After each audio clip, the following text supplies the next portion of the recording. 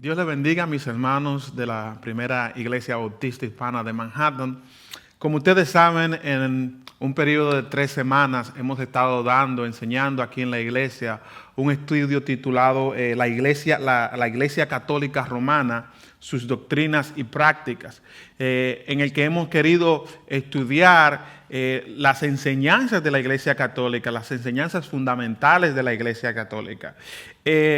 Por motivo de que algunos hermanos no pudieron asistir y de una forma y con el propósito de darle a los hermanos que asistieron una forma de repaso, hemos querido hacer estas grabaciones con el objetivo de darle un recurso a cada hermano que pueda servir para su ministerio, que le pueda ser útil en su vida de crecimiento espiritual.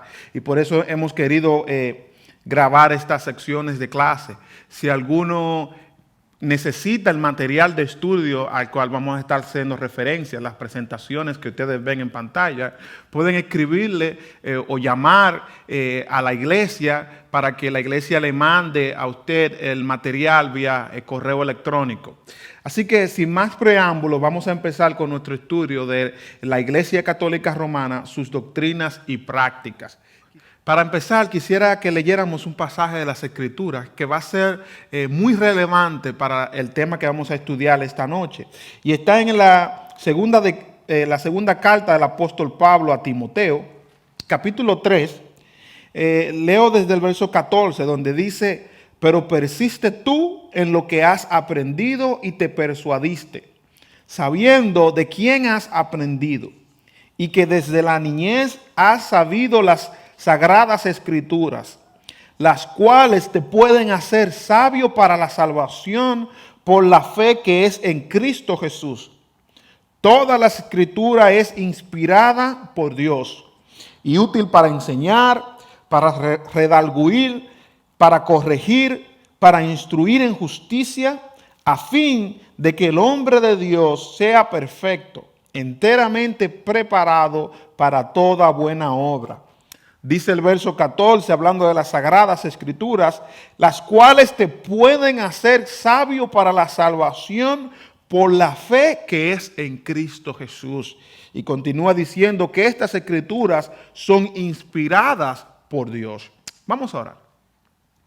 Señor Dios, te damos gracias por permitirnos estudiar estos temas.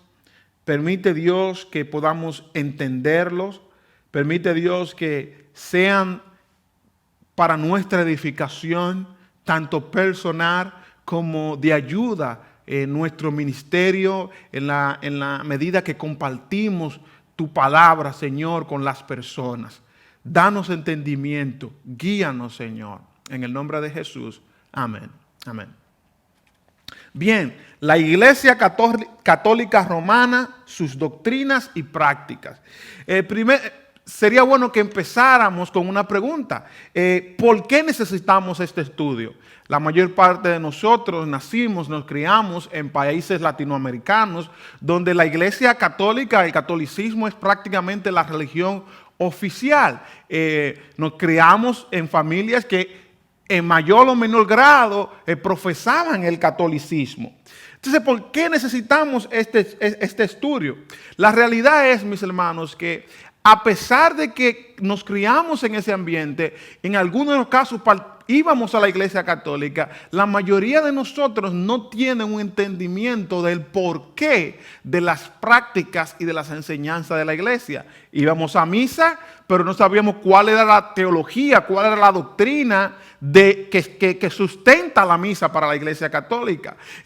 Participábamos tal vez de la veneración a María y otras prácticas de la Iglesia Católica, pero no sabíamos el porqué, cuál es el fundamento bíblico y de enseñanza que sustenta esas doctrinas. Y eso es parte de lo que quisiéramos estudiar en este tema, que conociéramos el porqué.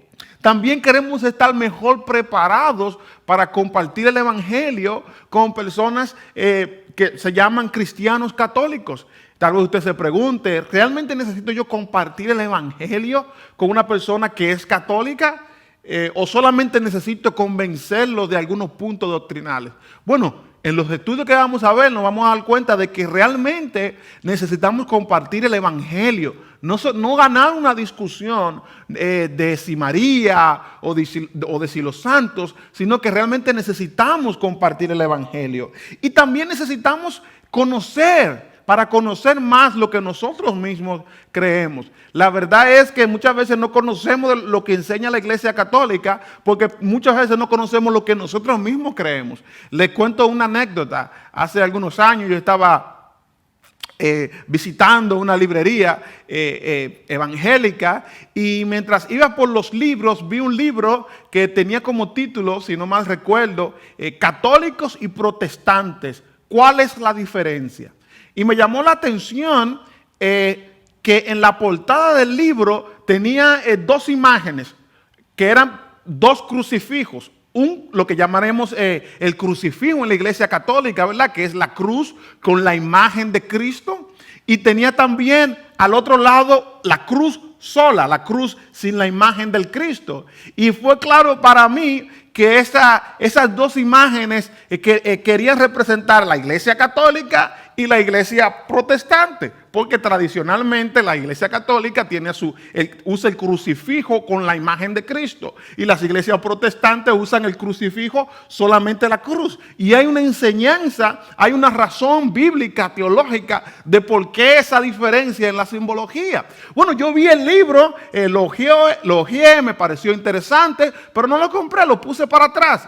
Y después que terminé mi recorrido por la librería, cuando fui a pagar algo que había comprado, ¿qué me sorprende? Que la persona, el hermano evangélico que estaba atendiendo la librería, tenía un poloché que, si no me equivoco, es por una marca de ropa cristiana evangélica, y la imagen en el poloché precisamente era el crucifijo, la cruz con el Cristo.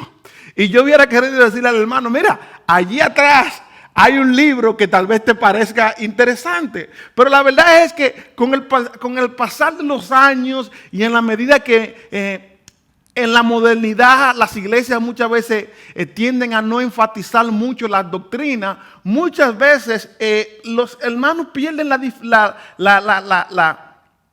el conocimiento de cuál es realmente la diferencia. Pero lo peor no es solamente no conocer la diferencia, lo peor es realmente no conocer lo que nosotros como cristianos evangélicos o protestantes creemos. Así que yo creo que este estudio nos va a ayudar a nosotros a poder conocer un poquito más lo que nosotros mismos creemos.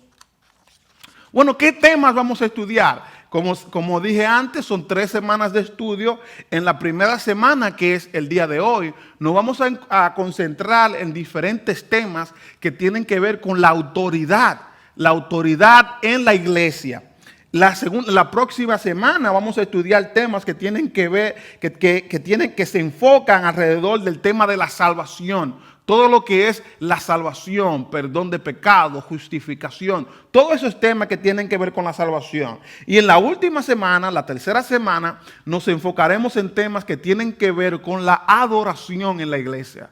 Adoración a santos, el culto, María, todo lo que es adoración. De nuevo, esto no es un estudio completo de todo lo que enseña o cree en la iglesia católica, pero creo que estos 3 temas, autoridad, salvación y adoración, nos pueden dar una base firme para poder compartir el evangelio con ellos y para, como dije antes, conocer lo que nosotros mismos creemos. Bien, comenzamos el día de hoy con el tema de la autoridad. Pudiéramos, como modo de preámbulo, hacernos la pregunta: ¿cómo surge y se desarrolla la Iglesia Católica? Generalmente lo que muchas veces se escucha es, bueno, la Iglesia Católica es la iglesia que siempre ha existido. Las iglesias nuevas son las iglesias protestantes. Pero la Iglesia Católica tiene una historia. ¿Cómo surge la Iglesia Católica? Bueno, su nombre lo dice, Iglesia Católica romana. Vamos a enfatizarnos con el área romana. La palabra católica lo que quiere decir es universal. Y se usa el término romano porque tiene su asiento en la iglesia de Roma. El Vaticano está en Roma. ¿Dónde surge esto? Bueno, la iglesia en Roma es una iglesia antigua, es una iglesia que viene desde los tiempos del Nuevo Testamento. Era una de esas iglesias que eran preeminentes en el Nuevo Testamento. Tenemos una carta, ¿verdad? La carta del apóstol Pablo a los romanos, o a la iglesia que estaba en Roma. Habían otras iglesias preeminentes en los tiempos del Nuevo Testamento. ¿Cuáles son algunas de ellas?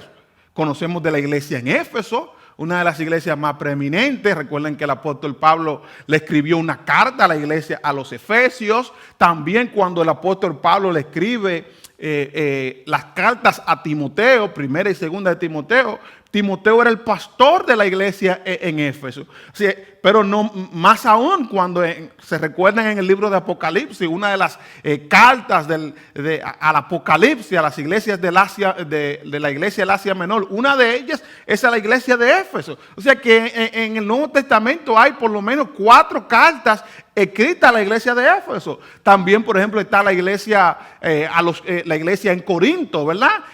Tenemos en el Nuevo Testamento 2 cartas escritas del apóstol Pablo a la iglesia en Corinto, así de Tesalónica y en otras iglesias. Algunas de ellas eran más grandes, habían crecido más, pero todas, vemos que en todo lo que era Medio Oriente y Europa, en lo que era en ese tiempo Macedonia, habían iglesias, algunas más grandes que otras. La iglesia en Roma era una iglesia de esas grandes. Con el pasar de los tiempos, y ya no estamos saliendo de la época del Nuevo Testamento, la iglesia en Roma llegó a ser una de las iglesias más preeminentes. Llegó un punto en el periodo de los años que habían 5 iglesias que tenían preeminencia, que era la iglesia en Roma, la iglesia en Constantinopla, la iglesia en Alejandría, en Antioquía y en Jerusalén. Con el pasar de los tiempos, y en especial cuando la iglesia fue hecha oficial y llegó a ser la religión, el cristianismo llegó a ser la religión oficial del Imperio Romano. Con el pasar de los tiempos, esas diferentes iglesias comienzan a pelearse sobre cuál es que tiene preeminencia sobre las otras iglesias. No solo preeminencia, sino autoridad sobre las otras iglesias. Se comienza a haber una lucha de autoridad entre, no digo las iglesias, pero me refiero al liderazgo de las iglesias. Entonces el pastor, obispo de la iglesia en Constantinopla, en Roma, decía, no, yo soy el que tengo autoridad. Hay una discusión, por ejemplo, teológica, y es el que su decisión es la que entiende que es la que debe decir la última palabra. Eso se va dando con el tiempo. Vemos desde aquí que es en ese periodo de los años, la iglesia cristiana en sentido general se está apartando de la palabra de Dios. En muchos otros temas, pero en este tema de manera clara, porque en el Nuevo Testamento vemos que hay muchas iglesias que se reúnen, están los apóstoles, pero ningún apóstol, ninguna iglesia dice que tiene autoridad sobre las otras iglesias. Si vemos en el libro de los Hechos, hay un momento en que hay una discusión y se reúnen todas las iglesias, todos los líderes en Jerusalén. Y allí aún estaba el apóstol Pedro, aún estaba el apóstol Pablo, estaban los otros apóstoles. Ninguno realmente se ve como el que tiene autoridad sobre los demás. Pero con el pasar de los tiempos y en la medida que ser líder de la iglesia le daba a una persona autoridad, no solamente religiosa, sino civil, comienzan a haber estas batallas. Ya para cuando se cumple el primer milenio, ya para los años 900, 1000 de la era cristiana, esa batalla entre las iglesias se concentró en 2 iglesias, la iglesia en Roma y la iglesia en Constantinopla. Entonces, el liderazgo de la iglesia en Roma decía, nosotros tenemos la autoridad. en Roma, en el occidente del imperio. Y el liderazgo de la iglesia en Constantinopla decía, nosotros somos los que tenemos la autoridad. Recuérdense que Roma y Constantinopla eran las capitales del imperio. Roma era la capital tradicional del imperio, Constantinopla fue la capital del imperio después de Constantino. Y llegó al punto que esta división fue tan grande que ya para el año 1054 se da lo que se conoce en la historia como el Gran Cisma. ¿Qué es el Gran Cisma? Bueno, cuando el líder de la iglesia en Roma, que se llamaba a sí mismo, que se comenzó a llamar a sí mismo Papa, le dice, excomulga al líder de la iglesia en Constantinopla, que se llamaba a sí mismo patriarca. Y lo mismo hace el líder de la iglesia de Constantinopla, que excomulga por una discusión sobre un tema del credo, se excomulgan mutuamente. Y ahí hubo un gran cisma entre la iglesia en Occidente, con su preeminencia en Roma, y la iglesia en Oriente con su preeminencia en el liderazgo de Constantinopla. ¿Por qué hago esa referencia? Bueno, desde ahí en adelante es que pudiéramos decir que ya la iglesia católica romana, y en la discusión podemos decir que la iglesia en Roma se llamó a sí mismo, bueno, nosotros somos la iglesia católica, o sea, la iglesia universal. Y la iglesia en Constantinopla comenzó a decir, bueno, nosotros somos la iglesia ortodoxa. Ortodoxa lo que quiere decir es correcta o buena doctrina. Entonces, desde ahí en adelante es que la iglesia católica romana, por así decirlo, ya tiene su identidad propia con toda su preeminencia en lo que es Occidente. Y lo mismo pasa en la iglesia ortodoxa. ¿Por qué llamo la referencia a esto? Además de que nos da una base histórica, yo creo que es importante entender, esto es el año 1054. Esto es 500 años antes de la Reforma Protestante. Una de las cosas que muchas veces los católicos dirían, bueno, la iglesia era una iglesia única, la iglesia del Señor Jesucristo, y fueron los protestantes los que dividieron la iglesia. Cuando Martín Lutero, el iniciador de la Reforma Protestante, cuando fue excomulgado por el Papa, la bula del Papa que lo excomulgaba comenzaba con la famosa frase, levántate, Señor, porque un jabalí salvaje ha entrado en tu viña y piensa destruirla. O sea, se presenta como si fueron los protestantes los que llegaron a traer la división. Bueno, pero ya 500 años había división. No hace el año pasado, cuando vino el Papa Francisco, el actual Papa aquí en los Estados Unidos, recuerdo que una de las cosas que salió en la noticia es que antes de él llegar aquí, él se encontró, él fue a Cuba, y en Cuba él se reunió, si no me equivoco, en el aeropuerto con el patriarca de la iglesia en Rusia, que es uno de los patriarcas más importantes de la iglesia ortodoxa. Y salió en los periódicos de que por primera vez en casi 1000 años se reúne el líder principal de la iglesia católica con el líder principal de la iglesia ortodoxa. Y la razón de su reunión fue porque en el Medio Oriente hay iglesias católicas y ortodoxas que están siendo atacadas por el ISIS. Y entonces se reunieron, creo que fue ahí en el aeropuerto, para hacer algunos arreglos en cuanto a autodefensa de sus iglesias en el área que están siendo atacadas. No hace alrededor de 2 o 3 semanas leí en el periódico también de que el Papa Francisco dice que quiere ser el primer papa en ir a Rusia en más de 1000 años.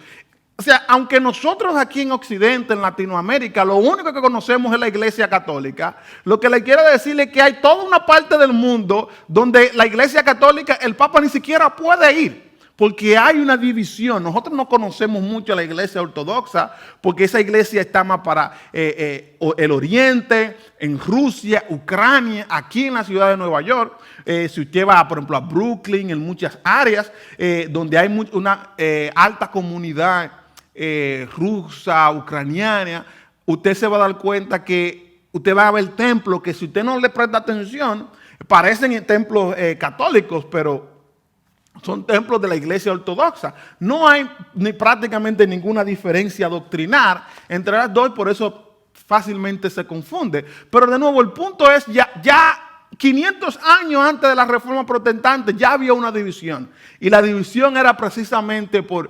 este deseo desmedido de autoridad que tenían estos líderes. Entonces, eso nos da la introducción al tema que queremos tratar hoy, que es el área de el tema de la autoridad en la iglesia. Cuando queremos estudiar la doctrina de la Iglesia Católica, en estas 3 semanas de estudio, vamos a estar haciendo referencia por lo menos a tres documentos.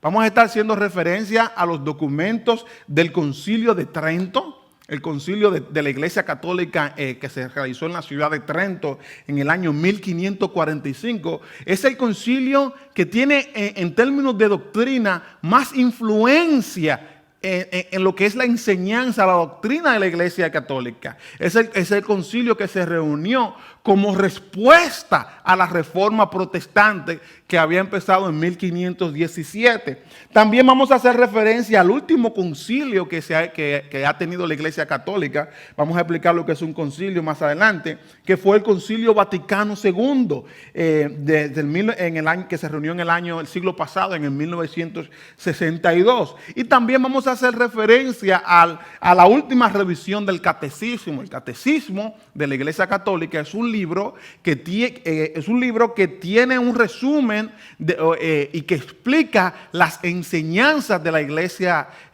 Católica basada en los concilios, en todas las encíclicas papales, etc. La última revisión fue hecha en el año 1992 por el Papa Juan Pablo II. Así que principalmente basado en estos 3 documentos, vamos a estar tratando de entender qué es lo que enseña la Iglesia Católica. Hubo otro concilio en los años 1862,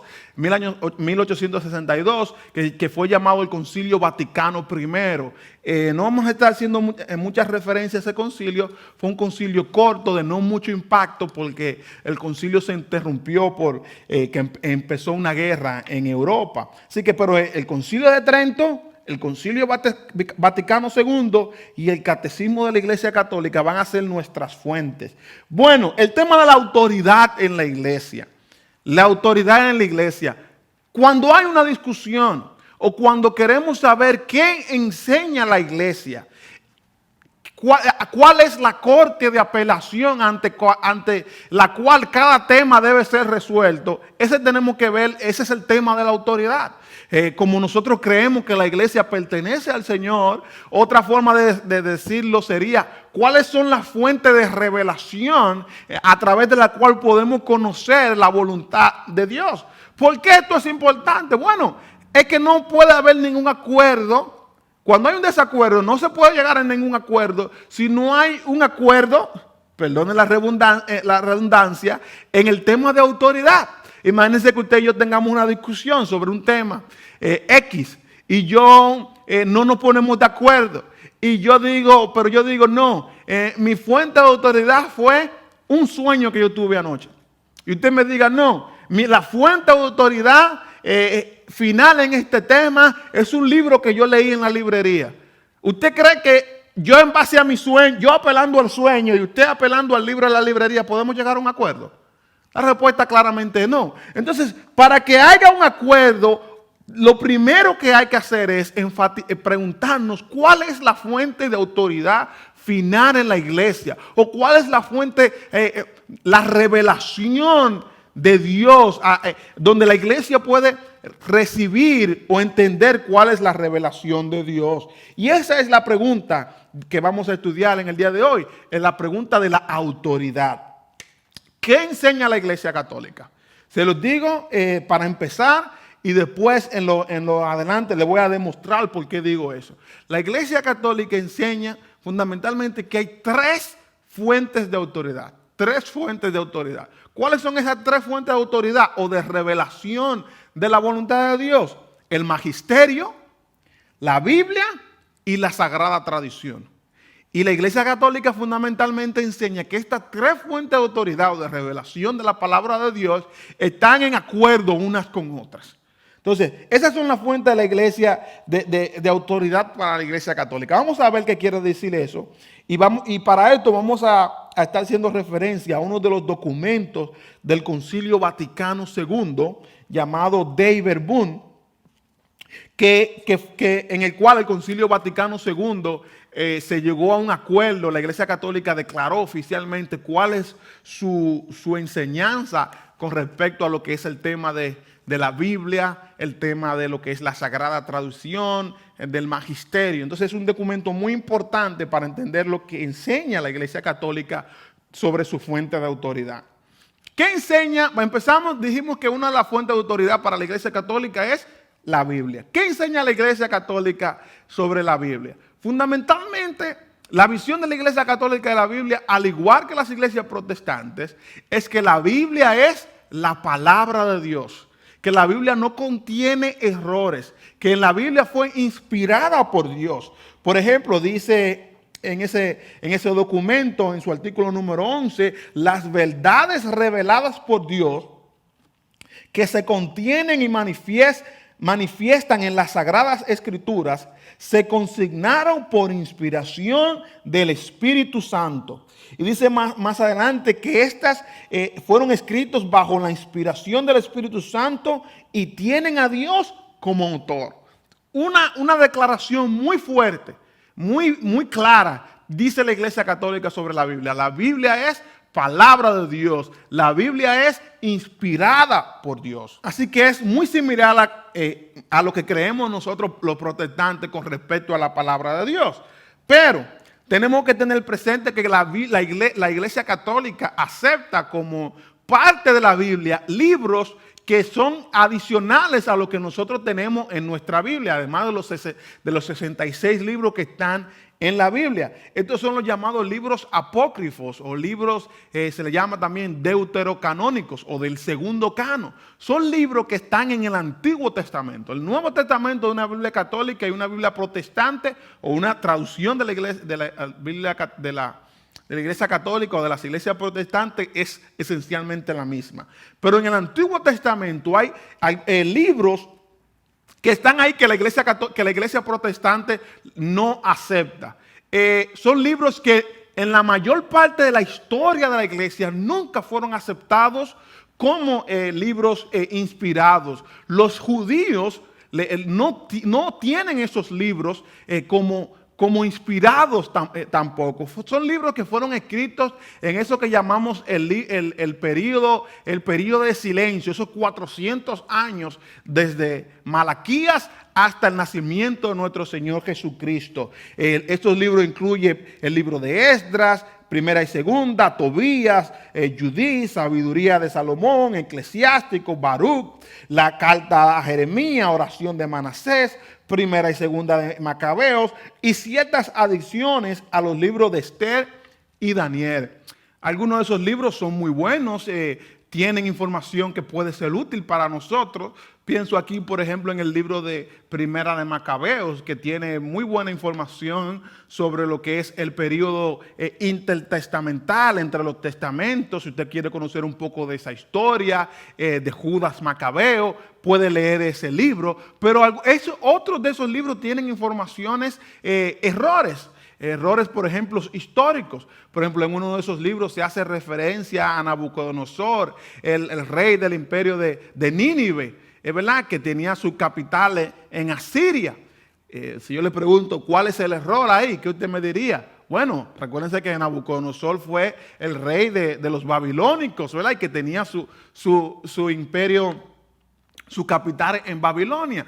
Algunos son errores históricos, otros son errores bíblicos, por ejemplo, o doctrinales. Por ejemplo, la razón por la que estos libros fueron aceptados como canónicos, que fueron aceptados en el Concilio de Trento, fue precisamente porque algunos de esos libros defienden enseñanzas que no se encuentran en las escrituras, en las otras escrituras, y que cuando los protestantes acusaban a la Iglesia Católica, oye, ustedes creen esto, pero esto no está en la escritura, entonces la Iglesia Católica tuvo que aceptarlo. Por ejemplo, en el libro de Segunda de Macabeo se enseña lo que es la oración por los muertos, la limosna por los muertos. Hay un episodio donde llega un imperio, un ejército del pueblo de Israel que va a luchar con el enemigo del pueblo de Israel en ese tiempo, y se encuentra que llega a un valle donde se encuentra un ejército de Israel, otra parte del ejército de Israel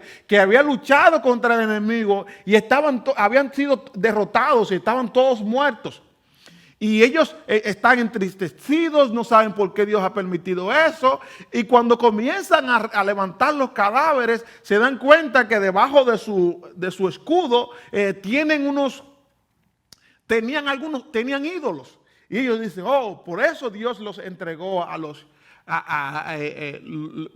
permitió que perecieran, que perdieran la batalla. Y ellos dicen, y ellos levantan una ofrenda para mandarla a Jerusalén para que se ore por esos que han muerto. Porque ellos creían, dice el pasaje, en que se podría orar por los muertos y que se podía dar limosna para el perdón de sus pecados. Un tema que vamos a estudiar la semana que viene. Entonces aquí vemos como algo que no está en las Sagradas Escrituras, de hecho creo que contradice cosas que las Escrituras enseñan, pero la Iglesia Católica acepta esos libros como una forma de darle sustento a lo que ellos creen. También hay otras prácticas, se enseñan otras prácticas que parecen magia cuando uno las lee.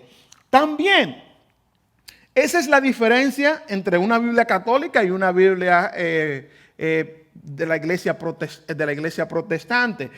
Pero yo diría que el error más grave que tiene la Iglesia Católica con respecto a su enseñanza de la Biblia, más que esos libros adicionales, es el hecho que la Iglesia Católica, para muchos católicos, la mayoría de los católicos creen que la autoridad de la Biblia se basa en la autoridad de la iglesia.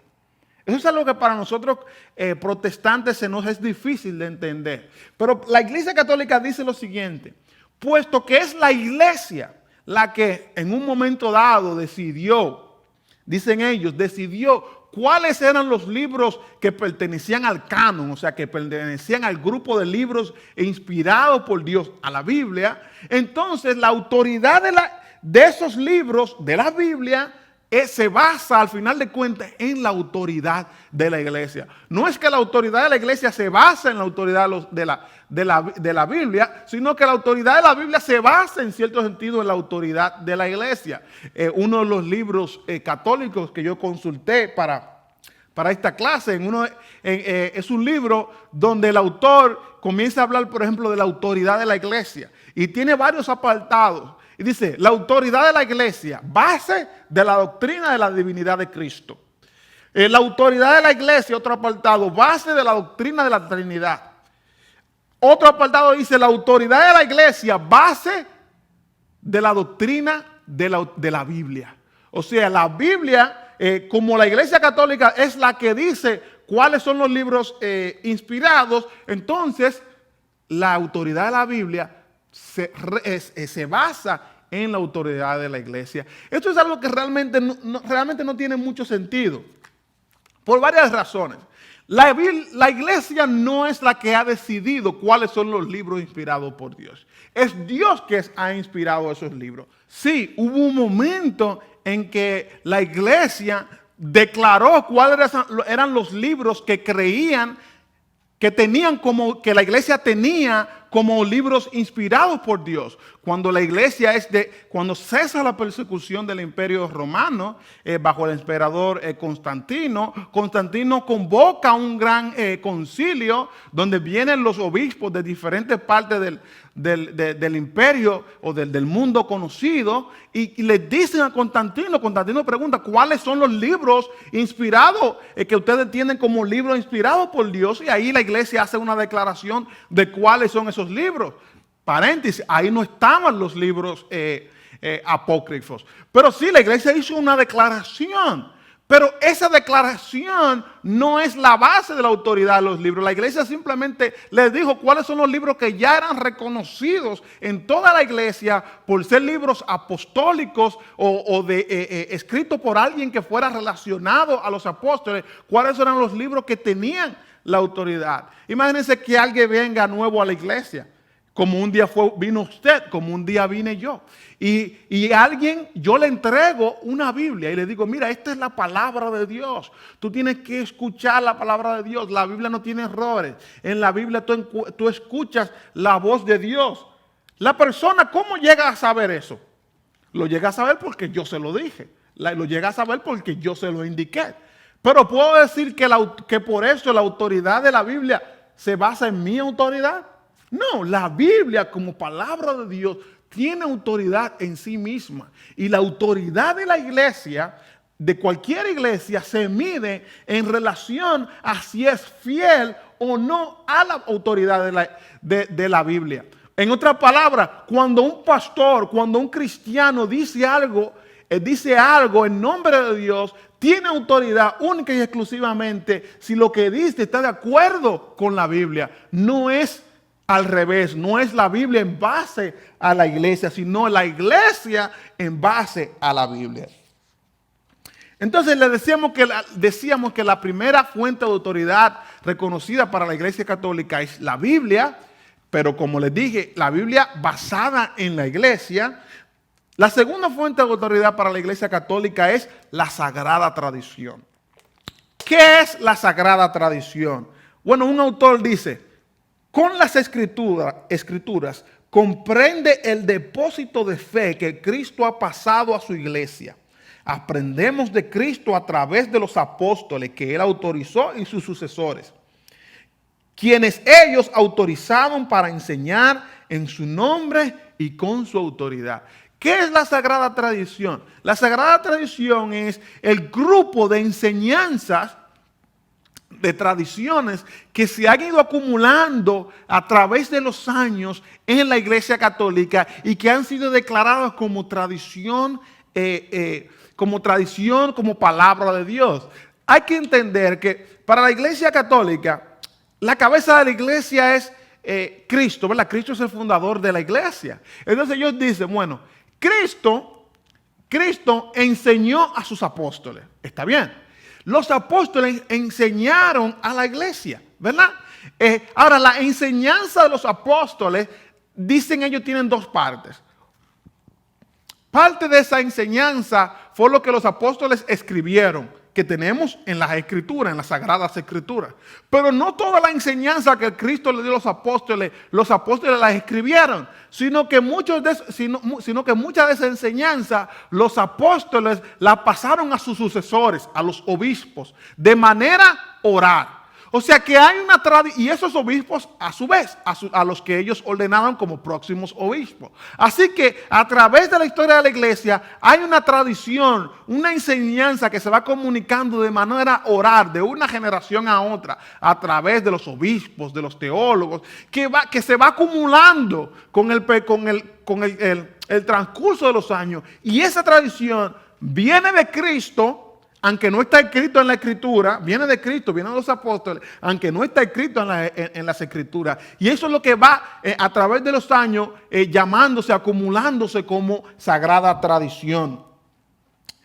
Dice, por ejemplo, el Concilio Vaticano II, para que el Evangelio se conservara constantemente íntegro y vivo en la iglesia, los apóstoles dejaron como sucesores suyos a los obispos, entregándoles su propio cargo del magisterio. O sea, los apóstoles ordenan a los obispos y le enseñan, y eso les van enseñando a otros. Y esto, dice la Iglesia Católica, es lo que se va acumulando en la sagrada tradición.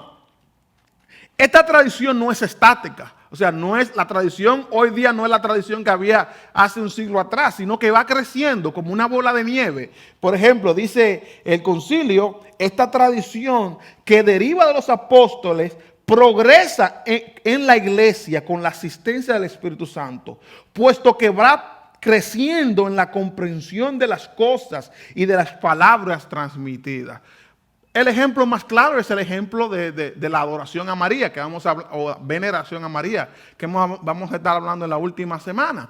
Si vemos en la Biblia, habla de María, pero habla poco de María. Pero la Iglesia Católica tiene toda una doctrina de María, se le llama Mariología, toda una enseñanza, todo un grupo de enseñanza bastante extenso sobre María. ¿De dónde sale eso? Bueno, no sale de la Biblia, sino que se ha ido acumulando con el tiempo. Hubo un tiempo, por ejemplo, en el año 1850, en que fue declarado como doctrina oficial la doctrina de la Inmaculada Concepción de María. Quiere decir que María nació sin pecado. Que cuando María iba a nacer, Dios protegió a su madre, Ana. ¿Cómo saben que la madre de María se llama Ana? No lo sé, tradición. Bueno, que Dios protegió a María en el vientre para que ella no heredara pecado. Y esa es la doctrina de la Inmaculada Concepción de María. También después, en el siglo pasado, en los 1954, si no me equivoco, fue declarado como doctrina por otro papa, la doctrina de la Asunción de María. ¿Qué quiere decir eso? Que cuando María terminó de vivir en la tierra, su cuerpo no fue dejado en la tierra, sino que fue elevado al cielo. Fíjense cómo va creciendo a través de los años todo lo que es la tradición, todo lo que es la enseñanza de María. Bueno, esas enseñanzas que se van acumulando con los tiempos es también palabra de Dios. Esa es la sagrada tradición. Se habla, por ejemplo, de la relación de la Sagrada Escritura y la Sagrada Tradición.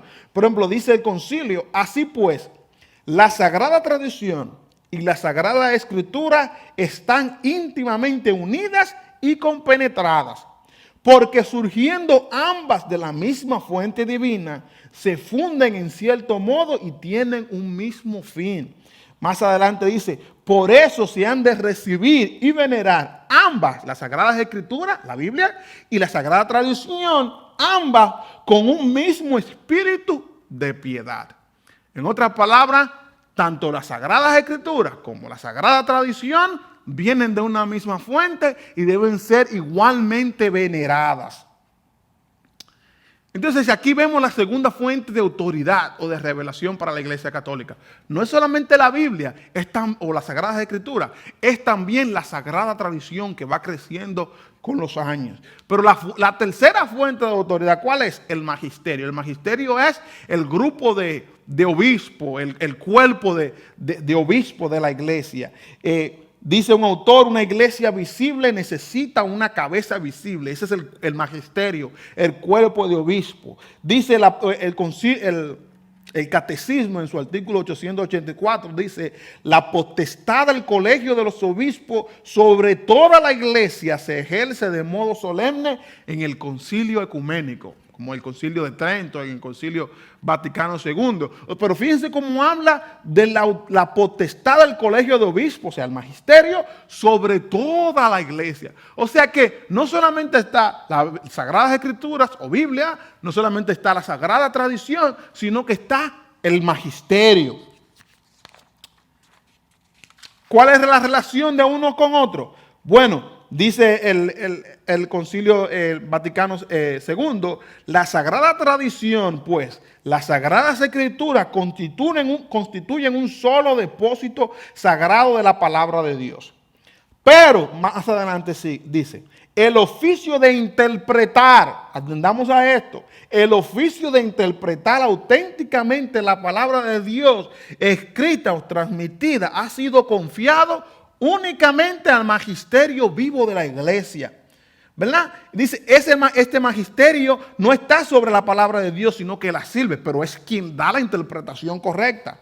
Dice: es evidente, por tanto, que la Sagrada Tradición, las Sagradas Escrituras y el magisterio de la iglesia, según el designio sapientísimo de Dios, están entrelazados y unidos de tal manera que no tienen consistencia el uno sin el otro.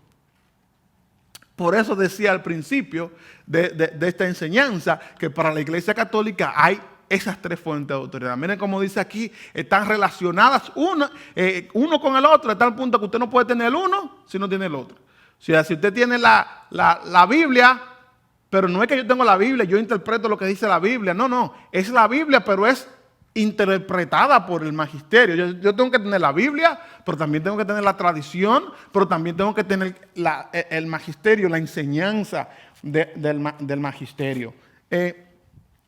Esta actitud del magisterio, entonces, está en cierto sentido por encima de la Biblia. Vamos a ver eso más adelante.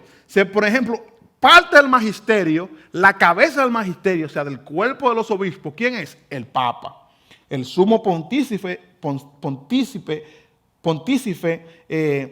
obispo de Roma y sucesor de San Pedro, es el principio y fundamento perpetuo y visible de unidad, tanto de los obispos como de la muchedumbre de los fieles. O sea, el Papa, el sumo pontífice, es la cabeza del magisterio. Dice más adelante, por eso digo, en realidad, ya que el Papa tiene autoridad sobre el magisterio, y el magisterio es quien interpreta tanto la Biblia como la tradición, el Papa es la máxima autoridad de la Iglesia Católica. Es aquí donde llegamos.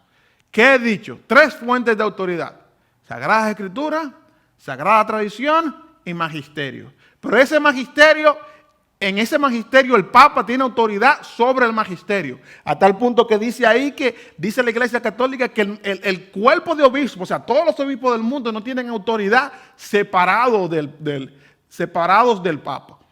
Ese Papa o ese que encabeza ese magisterio es quien interpreta la Escritura y las Sagradas Escrituras. Las Escrituras, una de las cosas que hizo el Concilio Vaticano II fue incentivar a que en la Iglesia Católica se estudiara mucho la Biblia. Hasta ese punto la Iglesia Católica siempre había tenido la Biblia como reservada para los sacerdotes, para los líderes, y un poco alejado de la congregación de los fieles. Bueno, ahora la Iglesia Católica dice que se estudie la Biblia, que los fieles lean la Biblia, y ahí es que comienzan a surgir todas estas traducciones de la Iglesia Católica, algunas muy buenas, y hay muchos estudiosos católicos muy buenos. Cuando yo estaba en el seminario, recuerdo que cuando estaba dando la clase de introducción al Nuevo Testamento, uno de los libros de referencia fue un libro del Nuevo Testamento por un escritor, un teólogo católico llamado Frank Matera, que es un teólogo católico, da clase en un seminario católico, y me pareció y aprendí muchísimo de ese libro. En algunas partes las interpretaciones me sorprendían porque parecían más protestantes que católicas. Incluso había ciertos pasajes donde él, hablando de pasajes que se hicieron famosos, que fueron muy discutidos por Martín Lutero, donde este autor prácticamente le daba la razón a Martín Lutero. Bueno, pero esa es una interpretación que un teólogo, una persona, un católico puede hacer, pero la interpretación oficial no es la interpretación que esa persona haga. La interpretación oficial es la interpretación del magisterio, que está por encima de cualquier interpretación que alguien pueda tener. Una de las cosas que más molestaba a la Iglesia Católica de Martín Lutero es que Martín Lutero hablaba de lo que es el libre examen. O sea, de que cada creyente, bajo la guía del Espíritu Santo, tiene la capacidad de abrir la Biblia, de leerla y de entender su mensaje básico, y que puede llegar al conocimiento de Dios leyendo las Escrituras. Sí, van a haber errores, hay muchos errores, hay muchas herejías, pero un creyente en sinceridad, que sinceramente busca conocer la palabra de Dios y bajo la guía del Espíritu Santo puede leer la Biblia y puede entender, no tal vez los puntos específicos de Apocalipsis, pero sí entiende el mensaje esencial de la Biblia, el mensaje sobre el Evangelio, sobre lo que Dios enseña. Bueno, la Iglesia Católica, no. Lo que importa es, muchos pueden leerlo, puede ser bueno que lean la Biblia, hagan muchas interpretaciones, pero al final de cuentas lo que importa, la decisión final, la interpretación final, es la autoridad oficial, la autoridad que da el magisterio. O sea, la Biblia es una fuente de autoridad, pero siempre interpretada por el magisterio. Pero no solamente la Biblia, sino también la Sagrada Tradición. Porque, como les digo, o sea, al pasar de los años, tradiciones se van acumulando. Pero ¿quién dice cuál es la tradición correcta? Por ejemplo, le mencionaba el caso de María. La tradición, por ejemplo, de la Inmaculada Concepción. Si nos vamos a la Edad Media, el teólogo más importante de la Iglesia Católica, no solamente de la Edad Media, sino de todos los tiempos, el gran teólogo de la Iglesia Católica es un señor llamado Tomás de Aquino. Tomás de Aquino es llamado por la Iglesia Católica el doctor angelical. Bueno, Tomás de Aquino no creía en la Inmaculada Concepción. Otro gran teólogo de ese tiempo, Buenaventura, tampoco creía en la Inmaculada Concepción. Bueno, había otro teólogo que no es tan importante para la Iglesia Católica, llamado Duns Scotus, que sí creía en la Inmaculada Concepción. Bueno, ¿quién dice quién tenía la razón? ¿El gran teólogo Tomás de Aquino y Buenaventura o la tradición que viene de Duns Scotus? ¿Quién dice cuál es la tradición correcta? El magisterio lo dice, el Papa lo dice. Entonces así vemos cómo el que interpreta, el que selecciona cuál es la tradición correcta dentro de todas las tradiciones que hay en la Iglesia Católica, cuál es la tradición que supuestamente viene de Dios, que viene de los apóstoles, es el Papa. O sea que el Papa en realidad está por encima de la Biblia en la práctica. Ellos dicen que no, que están los tres al mismo nivel, pero en la práctica está, el Papa está por encima tanto de la Biblia como de la Sagrada Tradición. Por eso digo, en realidad la autoridad máxima de la Iglesia Católica es el Papa, es el colegio de obispos. ¿Qué enseña la Iglesia Católica del Papa? Bueno, la Iglesia Católica enseña al Papa, ¿verdad? Le llaman el sumo pontífice, lo llaman el vicario de Cristo aquí en la tierra. Y más importante, se habla de él como infalible, se habla de lo que es la infalibilidad del Papa. Dice el Concilio Vaticano II en uno de sus documentos llamado Lumen Gentium, en el artículo 25 dice: el romano pontífice, cabeza del colegio episcopal, goza de esta misma infalibilidad en razón de su oficio, cuando como supremo pastor y doctor de todos los fieles que confirman en la fe a sus hermanos, proclama de una forma definida la doctrina de fe y costumbre. En otras palabras, el Papa no es infalible todo el tiempo. El Papa se puede equivocar de una dirección, o se puede equivocar en un asunto de matemática, puede sumar 2 más 2 y darle 5. Pero cuando el Papa da una proclamación sobre doctrina o sobre moral, esa declaración es infalible, esa declaración es palabra, virtualmente palabra de Dios. El Papa en esos temas no se puede equivocar. Han habido papas que se contradicen unos al otro, pero ellos dicen, no, la Iglesia, el Papa no se equivoca, el Papa es infalible. Entonces aquí vemos cómo al final de cuentas la autoridad fundamental de la Iglesia Católica no es la Biblia, no es tampoco la Sagrada Tradición, es el Papa. ¿Qué creemos entonces? Sola Escritura. Solo la Biblia es palabra de Dios. Solo la Biblia es inspirada por Dios. La Biblia es ese tribunal de apelación donde el último tribunal de apelación, como se da en nuestros juicios civiles, ¿verdad? Donde si alguien tiene un juicio y le va en contra, va al tribunal de apelación. Y si ese tribunal de apelación le falla en su contra, puede ir a la autoridad máxima, que es, por ejemplo, en este país, la Suprema Corte. Y cuando la Suprema Corte se declara en un hecho, es la última palabra. Bueno, en la Iglesia, para conocer lo que Dios enseña, la autoridad final es la única autoridad final es la Escritura, solamente las Escrituras. Le doy el ejemplo de Martín Lutero.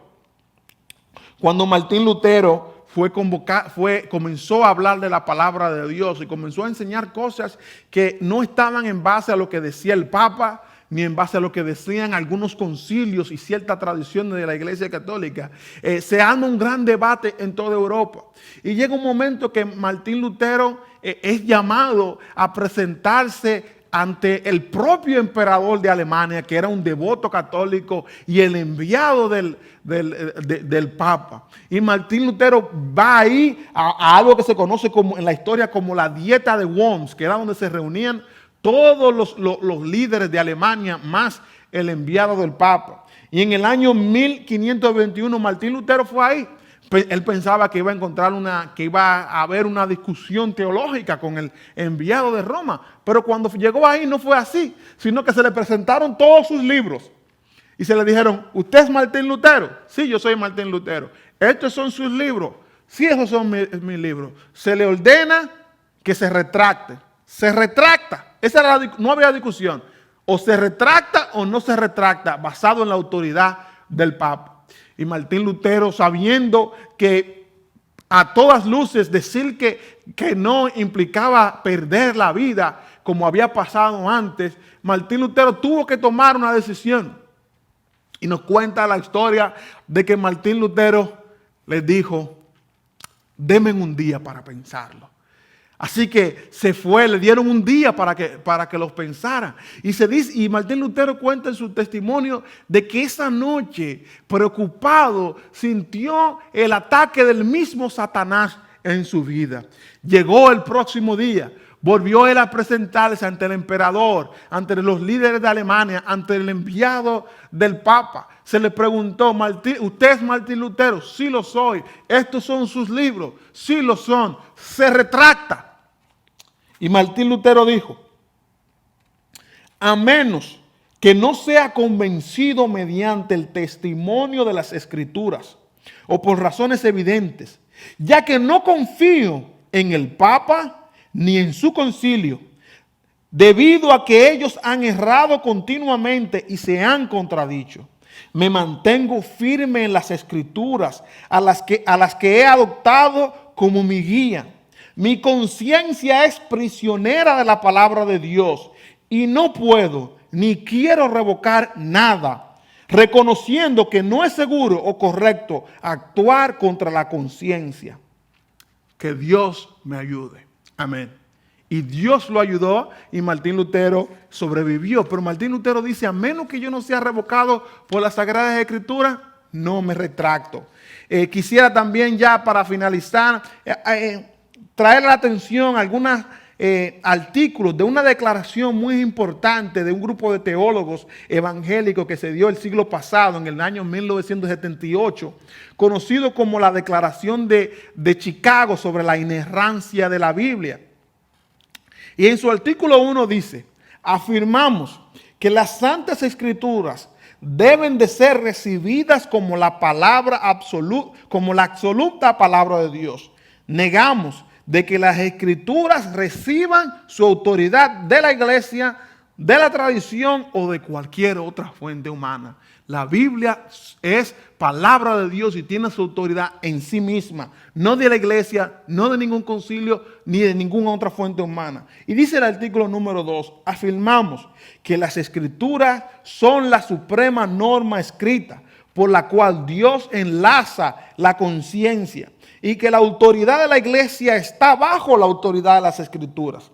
Negamos de que los credos de la iglesia, los concilios o las declaraciones tengan mayor o igual autoridad que la autoridad de la Biblia.